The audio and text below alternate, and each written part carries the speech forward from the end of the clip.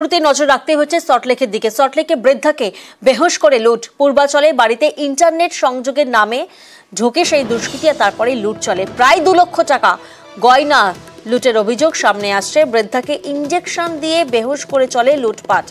অবসরপ্রাপ্ত প্রধান শিক্ষিকার বাড়িতে লুট করে 2 দুষ্কৃতী। এক দুষ্কৃতীকে গ্রেফতার বিধাননগর দক্ষিণ থানার।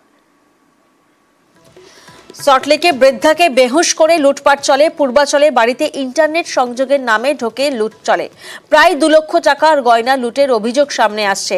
পূর্বাচলে পরিকল্পনা করেই ডাকাতি। মাস 6 আগে বৃদ্ধার স্বামীর মৃত্যুর পর বাড়িতে নার্সিং এর কাজ অভিযুক্তের, আর তারপর বৃদ্ধাকে ইঞ্জেকশন দিয়ে বেহুশ করা হয়, আর তারপর চলে লুটপাট।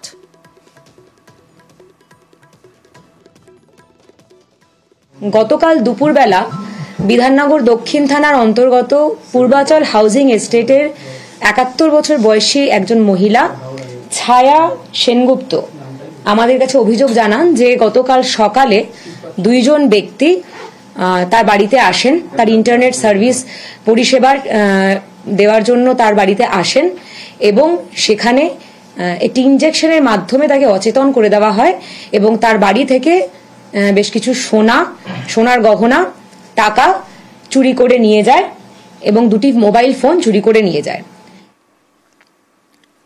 সল্টলেকের পূর্বাচলে পরিকল্পনা করেই ডাকাতি। মাস 6 আগে বৃদ্ধার স্বামীর মৃত্যুর পর বাড়িতে নার্সিং এর কাজ অভিযুক্তের। বাড়িতে থেকে খুঁটিনাটি জেনে নিয়ে লুটের ছক করা হয়। শনিবার সুযোগ বুঝে একেবারে চড়াও হয় সেই দুষ্কৃতী। একাকে বৃদ্ধাকে বেহুশ করে টাকা গয়না নিয়ে উধাও, তবে হলো না শেষ রক্ষা। বিধাননগর দক্ষিণ থানায় একটি অভিযোগ রুজু হয় এবং অফিসাররা কিছু লিড পান। সেই লিডগুলোকে ফলো করে আমরা কয়েক ঘন্টার মধ্যেই একজন আসামিকে ধরতে সক্ষম হয়েছি, যিনি স্বীকারও করেছেন যে সেই ঘটনাটি ঘটায়।